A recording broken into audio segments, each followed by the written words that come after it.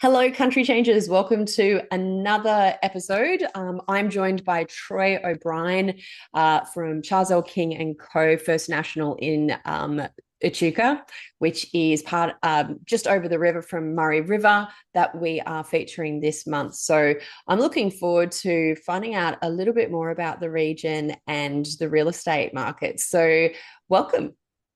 Thanks for having me. First of all, tell us a little bit. You have pretty much been born and raised there. I know you weren't born there, but you were definitely raised there from a young age. Sure.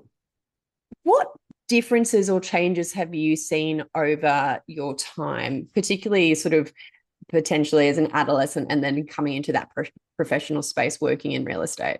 Yeah, I suppose from my professional space, like the changes in the area have been significant. Like the development that's happened actually in particularly in Moama, with the new estate and the new housing and things like that has been quite quite strong. There was actually a stat post-COVID saying that the number one place that Melburnians relocated to was Hobart. The number two place in Australia where people relocated to was Moama. So I think our ability to be only a couple of hours or just over a couple of hours from Melbourne, so you get that rural lifestyle and all the great things that offers, but only being, maybe 2.5 hours away from your loved ones was a really appealing for people. Yeah, and I'll just bring up a map for people who aren't familiar where the Murray River Council LGA is. We've got Melbourne here. The bottom end of it, it's quite a large LGA. So Echuca is just on the tip there, over the river. It's a border town, so technically Echuca's in Victoria. Moama falls within the Murray River LGA, and then right up the top, and it's really diverse countryside. Then right up the top, we've got places like Balranald, so which is just outside the LGA as well. But a lot of people know sort of that country area, Tulibuck, whatnot, and those places from memory up that northern end is about 4 hours versus Moama, which is only about 2 hours. Am I correct with that? Yeah, right. Yeah, Melbourne's probably a bit over 2 hours, and then yeah, you're certainly adding on another. I mean, it's another sort of hour and a half to Swan Hill, so that you're certainly adding another couple of hours onto your trip when you're getting up towards Balranald to get to Melbourne. So yeah, yep. Yeah, nice. And tell me about the Murray River LGA area. What are Mhm. some of the things, what are some of the draw cards that move, like when you're talking to people relocating, why are they moving there? I think the lifestyle is certainly the biggest draw card for people. We get like a lot of people who may have, say, holidayed up here for a number of years and then really enjoyed it, and they get to their retirement years and say, "Yep, let's go and relocate to that area because we love it." We've enjoyed the skiing and the water sports activities. So that's one really, I suppose, strong demographic that relocate up here. We also have young families who seem to want to, offer their kids maybe a better lifestyle to grow up in, and maybe a bit more relaxed and maybe a safer environment. So we see that as being a real draw card. One thing that people may not know about the area is we have fantastic disability services here. So there's a couple of outstanding groups, CLRS and Vivid, and a number of other groups that provide fantastic disability services. So we're seeing that as being a real draw card to the area also. Yeah. Okay, that's I think that's a really big question usually for people is what are the facilities like and access to healthcare, Yep. childcare, not just and employment, obviously. You mentioned the river there, which is a really, really big, important part of Sure. the Murray River. We did this article last year on a couple who their life and business is built around the river, and Yes. we talk to people all the time who used to holiday in Moama and Yep. jet ski on the river, and they're just one day gone, let's move here. So they've turned their hobby into a lifestyle, Yep. and a great career. Do you find that like when you've seen people settle, are they coming back because they know the region?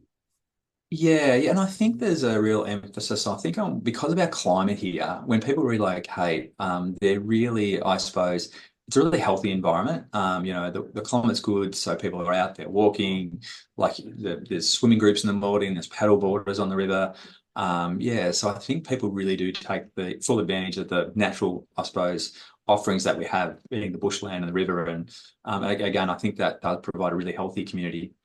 Yeah. From an employment perspective, what are you finding are the big jobs that are outside of disability healthcare? Sure. Are there any other industries that you are finding are bolstering the region or attracting people? Yeah, I think that might be one of the misconceptions about the regional areas. The opportunities may not be there, but there's some fantastic businesses here. We've got some really big manufacturing businesses, which might be a surprise to people. We've got an engineering group, FoodMac, that I think they, provide their services all around the world and things like that, and offer great pathways for people. So I think the agricultural setup, I think what Echuca has, it's diverse. So you have hospitality. So obviously being a really popular holiday destination, we've got fantastic hospitality venues. Because we're on the border and the clubs here got established many years ago, they provide hundreds and hundreds of people with employment. The golf course is similar. So again, you've got manufacturing, you've got agriculture, you've got tourism. So lots of different pathways for people.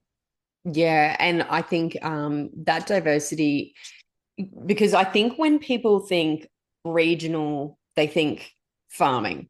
Yeah, But what they don't factor in are all the other businesses that surround agriculture, um, 100%. like Yeah, your manufacturing, your yeah, COTSs, your silo developments, and even silo art. There's so many yeah. offspring and how country towns are rejuvenating and reinventing themselves. Lots of innovation and progress. I'm sure you would have seen a lot of that as well over the years. Oh, incredible. Yeah. And as I said, I think because I said people don't realize, I mean, the volume of building that goes on here, our building industry is really significant. As I said, we're one of the highest growth areas. Moama was one of the highest growth areas in New South Wales a few years ago. So per capita was having more permits approved than most of the places in New South Wales. So again, that means there's lots of building, lots of activity, which again, those services just, I suppose, add on top of each other.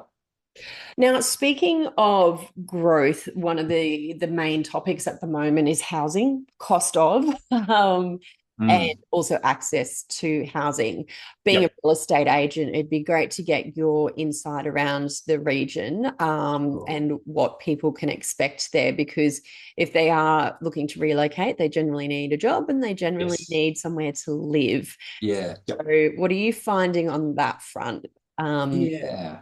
like what's your recommendations? What can people expect? Yeah, I think the one thing that people should do is make sure they're really well researched. I think that one of the quandaries people come is they want to come regional, and sometimes they say, I want to live on an acre or I want to live in 5 acres because I'm coming regional. I want to have that size and that space. But what actually happens in the end is they come and they can't actually handle a block of an acre or 2 acres or 5 acres because they're a lot of work and they're not used to those or don't have those skills. So I think they really need to be really mindful of what they're actually looking for within their move. And then also, again, what their budget is. That generally speaking, if they're coming from Melbourne or those areas, they're going to be really comfortable in buying houses here. And I said, but again, we do have actually quite a broad market. So we have entry-level homes.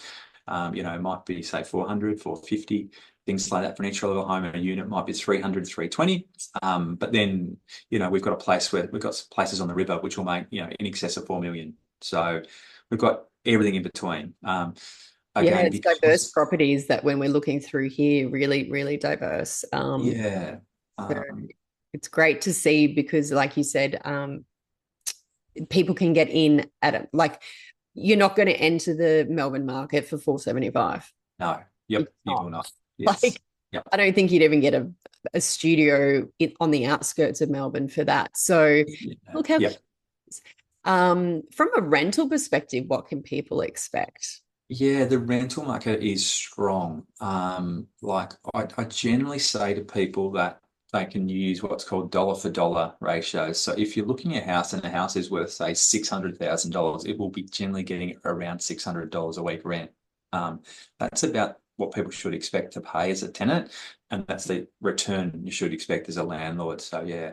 Mhm. So we look after nearly sort of 600 residential properties, and we've got about 140, 50 commercials, and there's not much for rent. It is a hard market to get into, which I don't think that's, just mutually exclusive to us. I think that's everywhere. And you sell across the border as well. So both Moama and Echuca, so Echuca. Victoria, Yep. and New South Wales. That must be fun with all the different laws.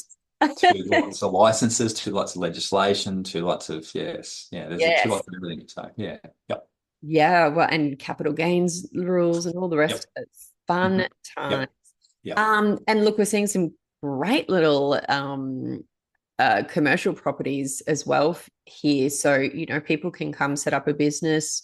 What would be your advice if people were looking to relocate in terms of, like you said, the rental market's tight because Yes. from a stock perspective, Yep. what kind of lead time do they need to factor in if they want to buy or rent? Okay. From rental, the rental market moves really quickly. So if they were looking, say, 3 months out, that property would definitely go on by the time they were ready to go. So, like I say, do your research early. But the reality is that you probably don't want to be, you're probably not going to be getting anything that is more than a month out from because I said those stock will have moved on. Mhm. The property market is can be a little bit slower sometimes, so some may still be on the market after a couple of months. But again, it's probably just, I said, research. Jump on REA, jump on our website, make a call to the agents and ask what's around. We often have a list of people who we know what they're looking for, and if something pops up, we can sort of direct it to them. So they're getting that information sort of first up. Looks like you've got a lot of new housing estates as well. Yeah, yeah, like there's some, like you said, Warpilla Estate, that's a terrific estate. That's, just on the river there. And, just there's some blocks that are just off and some are just being built on the river in the next stage. So yeah, larger blocks. So they're acres in size. And then you've got other ones. The next one I think we had was, half acre blocks. Yeah, that's Murrindale Estate.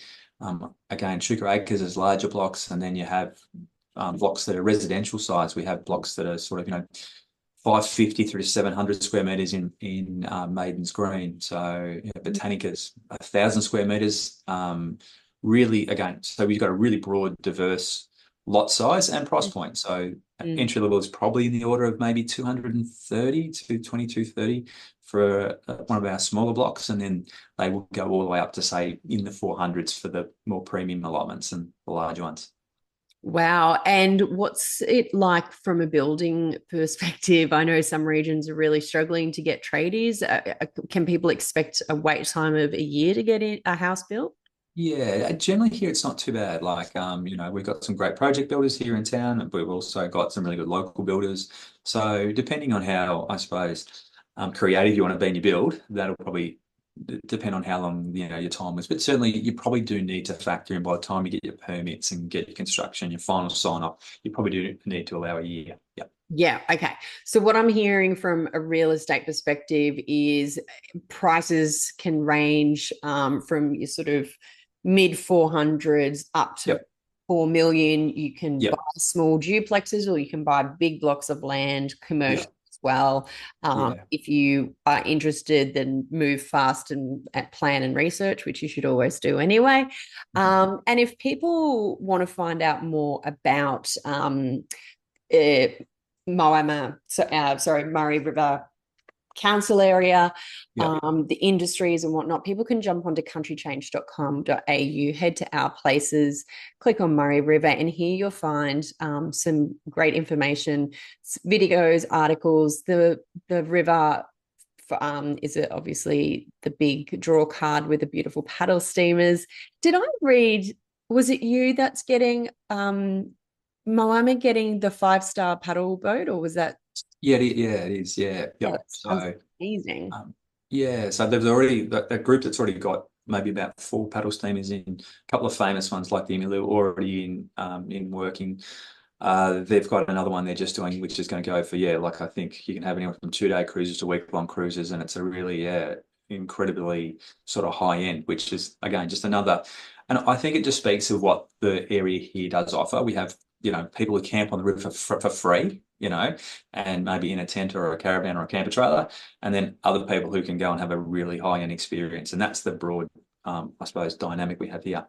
Well, I'm a caravaner, so I am interested in the free camping. I've Yes. paid like ridiculous rates, $150 a night for a site which is Yep. ridiculous. So Yeah. Yep. hearing free is great. Yes. Um, public transport, you're still pretty connected, which is great from a coach and train perspective. Yes. Which obviously down to Melbourne, that connects you with literally the world. Mhm. Um, and as we listed earlier, some of those main industries, as well as education training, schools are always in need of teachers and whatnot. Yep. Retail, manufacturing, and you can also find some job listings on here: childcare, school listings, healthcare listings, a little bit about the history, which is very, very beautiful, and read some more about the recreational aspects. So, now, if people want to sort of reach out to you and chat real estate, Sure. Yep. um, how can they reach you? Yeah, so probably at my email address, or jump on our website, which is just clk.com.au, or my email address is just troy@clk.com.au. And that's probably the best way. As I said, like, probably searching the web is the best one, and you can make an inquiry from any individual property. And generally what we do is we'll then get your details. And if you're looking for a specific type of property, we'll put you in that category and you'll get an alert every time a property comes up in your style or type or price range. So yeah, yep. Yeah, awesome. And like always, people can reach out to the Country Change team. We are always happy to um, uh, share information, connect you with people, do whatever we can to help, deal with inquiries and help that transition. It's a very beautiful community. And yeah, super excited to have you on here. So thank you so much for sharing your expertise and your local knowledge. Thanks for having me. Fantastic. Thank you.